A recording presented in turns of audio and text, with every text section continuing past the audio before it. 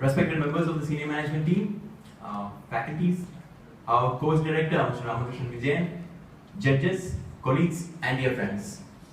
As we were hearing, our topic just gained relevance, competency mapping, to bridge the competency gap.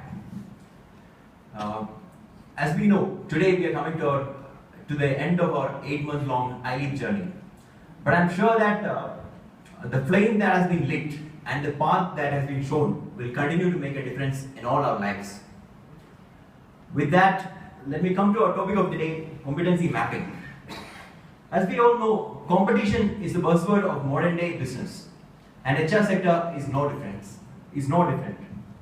Organizations across the world are trying to hit the bullseye when it comes to selection, utilization, and retention of manpower. And competency mapping can be the perfect tool for that. And through our presentation, we have tried to give you some idea on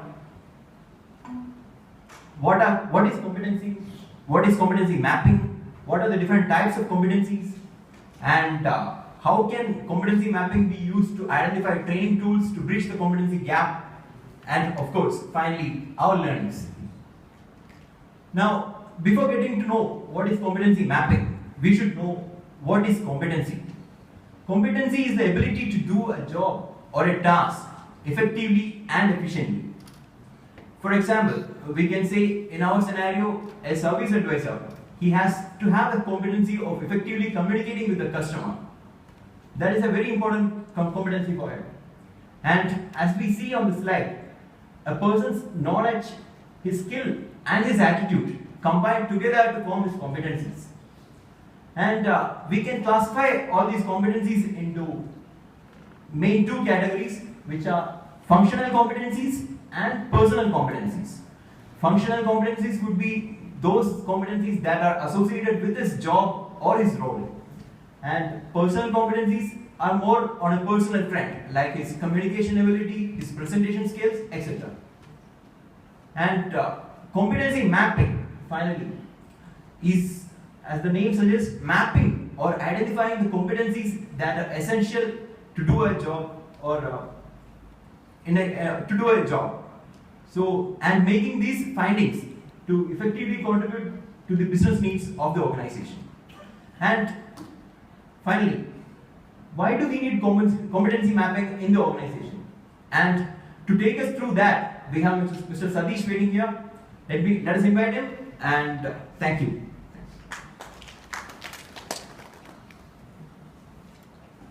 Thank you, George. Very good evening to all. Assalamu alaikum. Alaikum salam. The objectives of competency mapping helps to get the best human capital for an organization. It helps in recruitment and selection, gives role clarity, fills the gap by training and development programs, which leads to career growth and succession plan, comes out with the best performance management results, and also helps in inventory of competency in coming future. Now let us have a glimpse on how the competency mapping framework works. The required position or a required level of competency for a position and the current level of competency of an individual. The gap between these is assessed by different competency assessment tools. And after finding this, we train them, we try to develop their skills, and we fill the gap, and we get a best employee for the with this best performance in the competency and in a department or an organization. Now, let me call upon Mr. Chinnappa for continuing this presentation with the types of competencies required.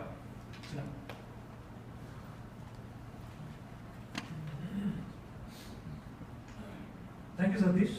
Good evening, everyone. I'm going to be talking about a few of the competencies required for an individual serving the organization. Like competency is a quality that a company believes it's desirable for its employees to have. So competency can be of two types, general and specific. As shown in the first slide, general competencies are fall in the personal competency and specific into functional. These are the few of the general competencies we have identified.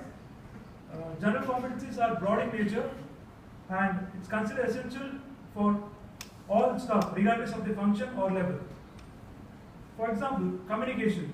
All employees should have excellent verbal and non-verbal communication, allowing the organization to function well. So it's very important for an individual to have all these competencies to serve an organization. Moving to specific competencies, these are the few of the specific competencies we have identified. These are functional. Specific competencies are exclusive for a field or a position. Like it's considered essential to perform any job in the organization within the defined technical or functional area of work, like finance and administration, human resource management, etc.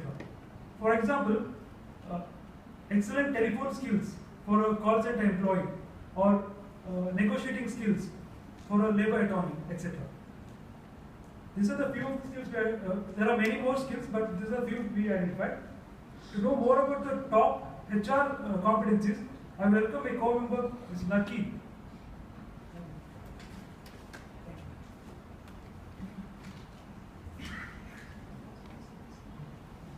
Thank you, Mr. Chinnappa. Good evening to all. So now we have seen about the general and specific competencies for an organization. Now we'll be moving on for top competencies for HR professionals. These top competencies will help to for HR professionals to do better performance and to make more effectiveness on their delivering the values to customers, employees, and organization and the investors, which it will give this will increase the performance of the employee also. So listed are the competencies which will help for the HR professionals are business understanding, leadership, decision making ability, and tech savvy, customer orientation, which is collaborating with the business, knowledge, local laws, and creativity and innovation, conceptual knowledge, coaching ability.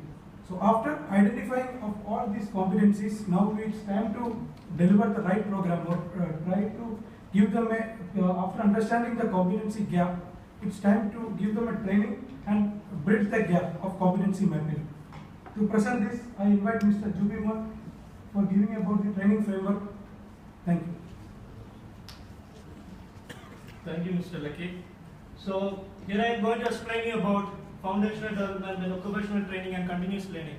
So in the foundational development, which we have identified, like personal effectiveness is one of the main part. Like for example, initiative, then interpersonal skills, we can give training, and also academic in the sense reading, writing, communication, and also like logical thinking, analytic thinking.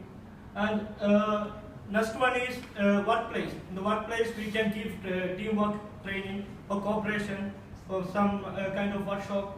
This kind of training will improve our competency level, which is lacking in our side. The next one is occupational training. Occupational training is focused on only specific job. For example, a technical knowledge, or a mechanic, or electrical engineer. He needs a specific knowledge on the job which is assigned to him. And the continuous learning, why we have kept this, like every day we are learning.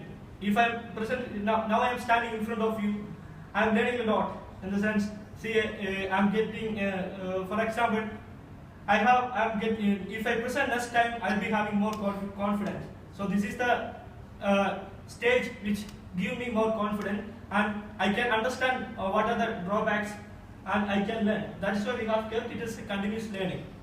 And moving to another second stage is training methodologies.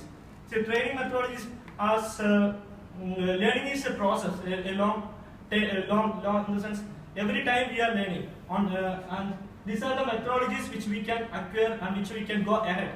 We can use these methodologies to improve our competencies in our work and also in our position. And see, this is the competencies which we have learned for past 8 months. We had a training program here in ALC, ILIP, and which gives us more HR competencies. We could improve and we could go ahead with our work. So friends, in today's competitive world, it is becoming very important to build on the competitive activities of business, particularly what competencies a business need to have in order to compete in a specific environment. Top management is identifying corporate core competencies and working to establish them throughout the organization. HR department builds competency-based model that drives business result. I hope you are able to shed some light on competency mapping concept through explaining various types and methodologies of competencies. So on behalf of my team, I would like to thank you all for giving this opportunity and for your attention. If you have any recommendations or suggestions, most welcome. Thank you.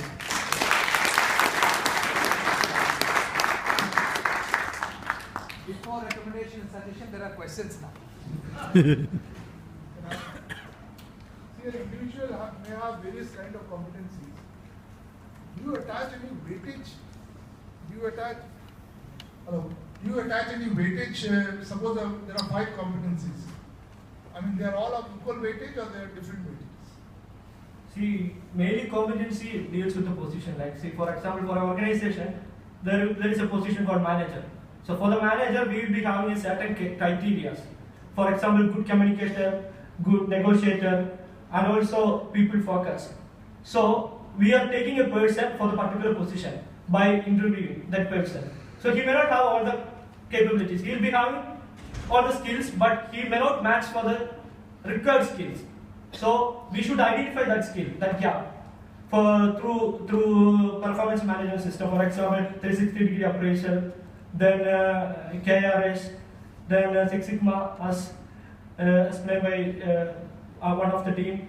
So through this, we analyze and we can identify the gap, and we can train them and we can develop them to the particular position. Yeah. So Guru has What a question it is. Based on all the presentations which you have seen so far before yours, what is the competency gap which you noticed? Is there one competency gap which you noticed? Can you just highlight to me? For all the previous presentations which you must have observed, they came here. Presentation skill. Honest answer. I expected much more from HR. Not a superficial answer like that. From the framework of competencies which you have mentioned. See, what we understood is like, see, we had MDP and EDP, but this is what we understood is it is not related to our application. How we can apply it is applicable to present in our company. Because they were talking about Six Sigma, they were talking about group leaders and all, but how it is applicable to our company and how it is benefited for us. Excellent observation. That's what I wanted. Excellent observation. Thank you very much. Thank you.